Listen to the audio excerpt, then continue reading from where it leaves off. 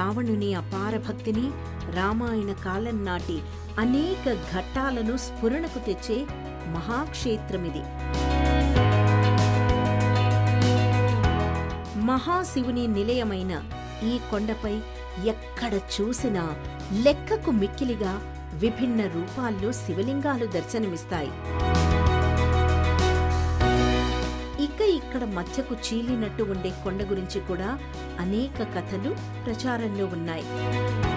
శివలింగాన్ని ఎత్తే ప్రక్రియలో రావణుని కత్తి జారిపట్టం వల్ల ఈ కొండ ఘాటుపడిందని, తన తల్లి ఆరోగ్యం క్షీణించడంతో శివునిపై ఆగ్రహంతో ఈ కొండను రావణుడు ఖండించాడని ఇలా రకరకాలుగా చెప్పుకుంటూ ఉంటారు. ఇందాక రావణాసురుడు కొండని ఖండించాడని చెప్పుకున్నాం కదా. సో రావణాసురుడు ఈ కొండని ఖండించాడు తన కరవాలంతో శివుని లింగం తీసుకెళ్ళడానికి.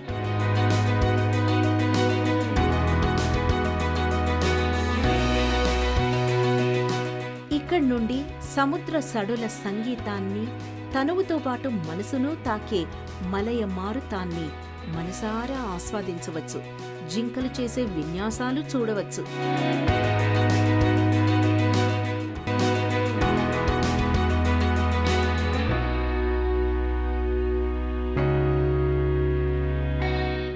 ఇక్కడ దేవతామూర్తుల చిత్రపటాలు, పూజా సామాగ్రి దుకాణాలతో పాటు మరో ఆకర్షణ విభిన్నమైన రంగుల్లో దొరికే బెల్లం.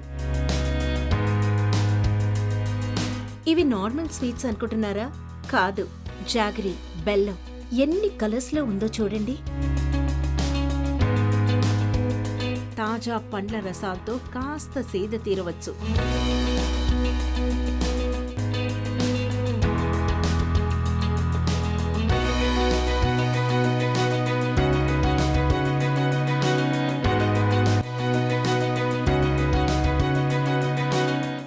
సముద్ర తీర సహజ సిద్ధ అందాలు పచ్చదనంతో పాటు పలకరిస్తూ ఉంటాయి.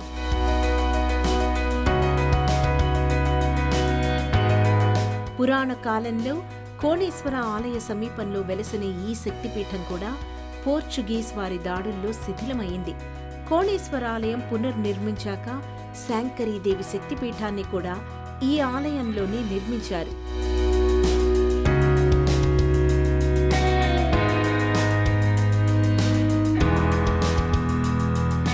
వలసవాదుల కాలంలో జరిగిన మత దాడులకు కోణేశ్వరం ప్రత్యక్ష సాక్షిగా నిలుస్తుంది. పోర్చుగీస్ వారు పురాతన కోణేశ్వర ఆలయాన్ని ధ్వంసం చేసి ఇక్కడ కోట నిర్మించారు.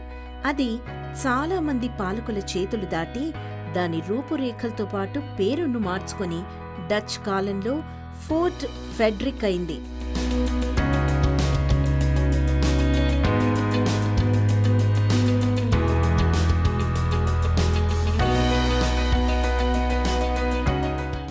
గురించి అంతా తెలుసుకున్నారు కదా. ఇక్కడ బయటికి రాగానే ఓ బీచ్ కనిపించింది.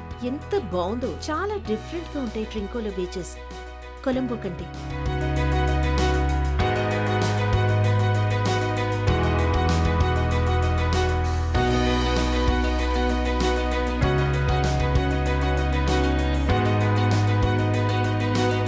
దేశ విదేశ పర్యాటక ప్రాంతాల విశేషాలు మీకందిస్తూ 15 సంవత్సరాలుగా మీ ఆదరాభిమానాలు పొందుతున్న విహారీ ద ట్రావెలర్ టీవీ వీడియోలు ఇప్పుడు యూట్యూబ్లో చూడండి, సబ్స్క్రైబ్ చేయండి.